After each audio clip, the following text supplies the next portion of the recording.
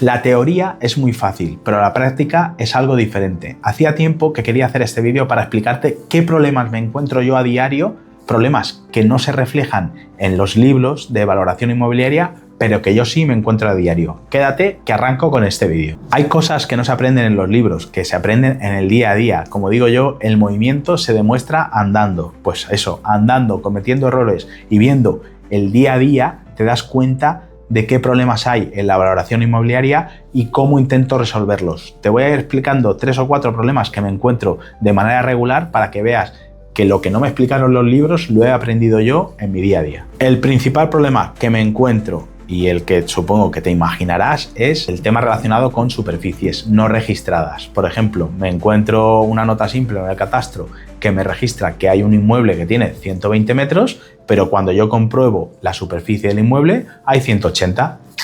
¿Qué pasa con esos 60 metros de más? ¿Qué hacemos? Vale, te lo voy a explicar. Primero, los 120 que hay registrados se valoran como tal, ningún problema.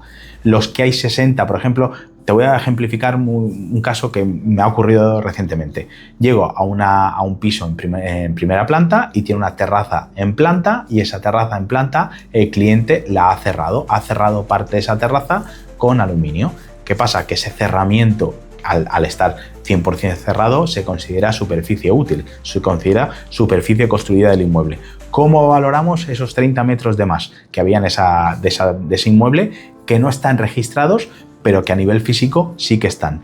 Bueno, pues hay que aplicarle un coeficiente de inadecuación. Es decir, esos 30 metros que no están registrados están inadecuados. Es decir, están como tal físicamente, existen, es superficie útil y es superficie que la persona que habita ese inmueble puede disponer de ellos, pero tenemos que reflejarlo en el informe como elementos o superficie en inadecuación.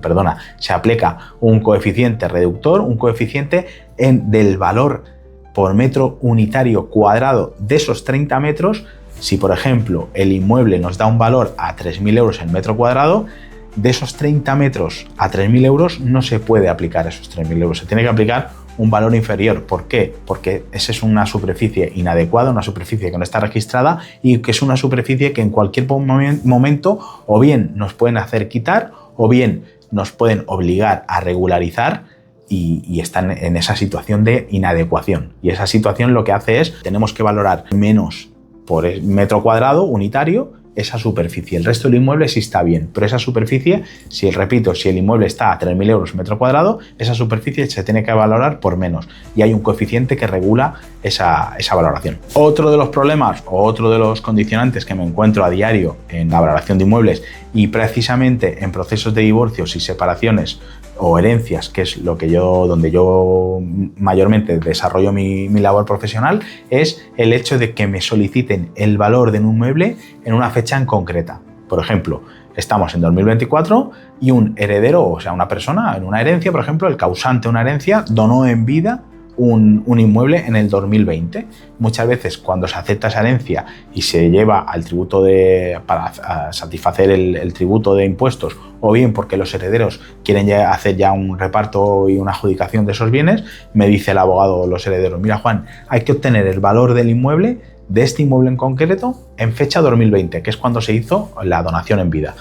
¿Cómo podemos hacerlo? Bueno, pues existen una serie de fórmulas en la valoración inmobiliaria que hace retrotraer el valor de ese inmueble. Yo tengo que calcular el valor del inmueble a fecha de hoy, a fecha 2024, por ejemplo, y retrotraer el valor de ese inmueble a fecha 2020. ¿Para qué? Para poder acreditar que ese inmueble a fecha 2020 valía tanto. Ese mismo caso me ocurre también cuando valoro una sociedad de gananciales, una liquidación de una sociedad ganancial, es decir, una pareja contrae matrimonio en 2015 en régimen de gananciales y se separa en 2020, por ejemplo. Deciden separarse o divorciarse en 2020, pero no liquidan esa sociedad ganancial hasta el 2024.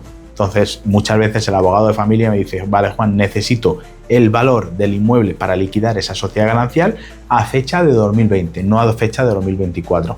¿Por qué? Porque el momento de la liquidación es en 2024, pero el momento de separación, cuando esta gente, los cónyuges, dejaron de habitar el inmueble y dejaron de ser pareja, es en 2020. Entonces necesitamos saber el valor a fecha de 2020. Otro aspecto que hay que tener presente cuando valoramos inmuebles y problemas que me encuentro de manera regular.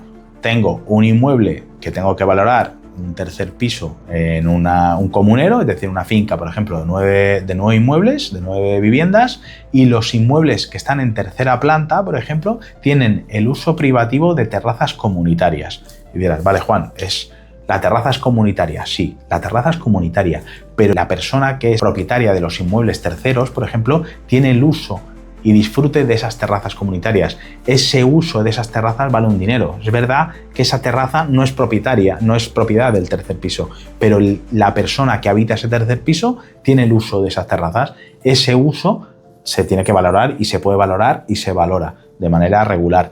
¿Cómo se valora? Bueno, pues el uso de esas terrazas comunitarias va en relación al valor de mercado que tiene el inmueble. Es decir, una terraza comunitaria de uso privativo no va a valer lo mismo en un barrio que otro de tu ciudad.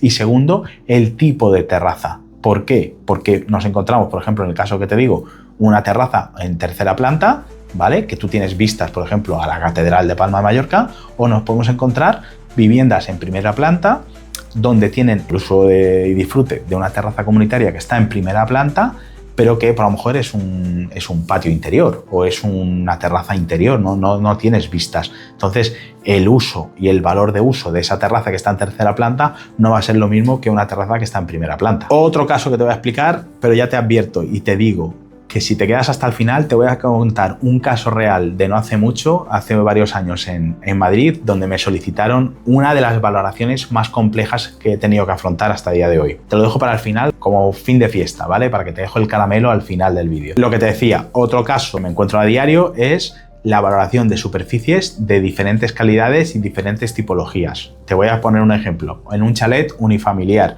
tengo que valorar la parte de superficie construida destinada a inmueble y hay otra parte de superficie construida que está destinada a garaje y almacén. Evidentemente, el valor de superficie destinada a inmueble no va a ser lo mismo que el valor de superficie destinada a almacén o a garaje. Primero se obtiene el valor de superficie destinada a inmueble habitable, es decir, con todos los condicionantes y todos los servicios que puede ofrecer un inmueble que necesite y tenga que ser habitado, y por otro lado tengo que valorar de otra manera la superficie destinada a almacén a garaje. Parece que no y puede parecer una tontería, pero un inmueble que tiene 150 metros, que tuvo valores esos 150 metros todo como vivienda o valores esos 150 metros parte como vivienda y parte como almacén y como garaje, evidentemente eso influye en el valor del inmueble, en el valor total de ese inmueble. Y como te he dicho, te dejo el caramelito para final del vídeo. Te voy a poner en contexto para que sepas que seguramente esa es la valoración que más compleja he tenido que realizar hasta el día de hoy. Te pongo en contexto para que sepas dónde estamos y de dónde venimos y cuál es el valor que me solicitó el abogado que llevaba el procedimiento. Una pareja, se conocen, deciden casarse y deciden construir una casa en un solar urbano en Madrid. ¿Qué pasa? Que el solar urbano era de él, era propiedad de él, ¿vale? Entonces él dice, yo traigo a la sociedad ganancial ese solar urbano y en ese solar urbano construimos una edificación. Esa edificación y los costes de construcción de esa edificación se paga con dinero ganancial, con dinero de los dos. Es decir, se construye un inmueble con dinero ganancial en un suelo privado, en un suelo que era solo propiedad de él, privativo. Ese suelo era privativo y se construye el inmueble con dinero ganancial, con dinero de los dos. Vale, hasta aquí todo perfecto. 2015, estamos hablando de 2015. 2022 se divorcian. Entonces, ella va y le dice, vale, yo salgo de la casa, el terreno era tuyo, la casa es de los dos, del 50% de la casa me tienes que dar lo que costó construir la casa, ¿vale? Depreciando todos estos años, es decir, si en 2015 se construyó la casa, hasta 2022 la hemos disfrutado los dos, entonces el dinero que se construyó esa casa, la mitad es mío, le dice ella, vale, y le dice, tú te vas a quedar un suelo donde hemos construido una edificación, entonces ese suelo se ha revalorizado, porque si tú tienes un suelo y le construyes haces una construcción, juntas los dos, el valor en conjunto del inmueble se revaloriza. Bueno, pues ya tenemos el pastel armado. ¿Por qué? Porque tira y afloja, cada uno quería la cuerda hacia su lado. Entonces tuvimos que intentar, la abogada me pidió valorar el inmueble, el suelo, a fecha 2015, lo que valía ese suelo antes de que estuviese la construcción. Suelo a fecha 2022, lo que valía ese suelo sin que hubiese esa construcción. ¿Qué costó construir el inmueble? Coste de construcción de la edificación, ya no del suelo, de la edificación.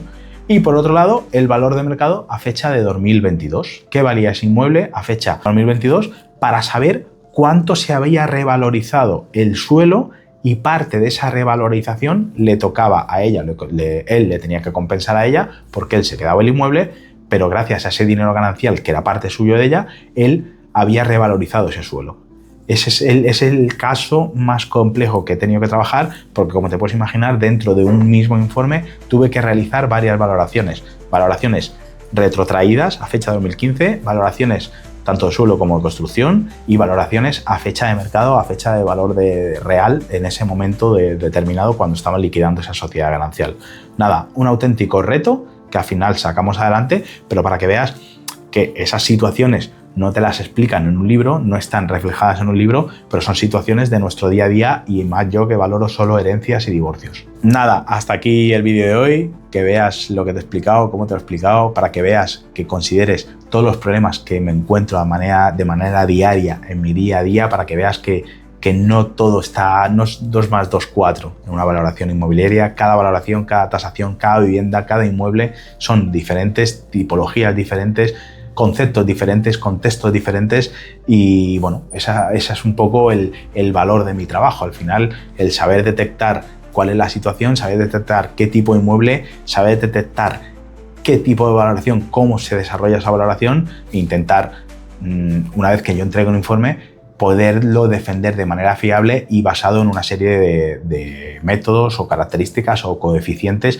que puedan ser defendibles ante un juez o ante cualquiera de las partes. Si tienes alguna duda más, me quieres hacer llegar tu comentario, tu caso, para que yo intente poder esclarecerte o poder alimentar a los suscriptores, a la gente que sigue este canal, pues te agradecería que lo dejes aquí abajo en la caja de comentarios. Si tienes alguna duda más, pues hacérmela llegar a través de mi página web, www.gabinetesastrevial.com, o a través de mis redes sociales. Me encontrarás como Juan Sastre, perito tasador. Será un placer ayudarte. Un saludo y hasta pronto.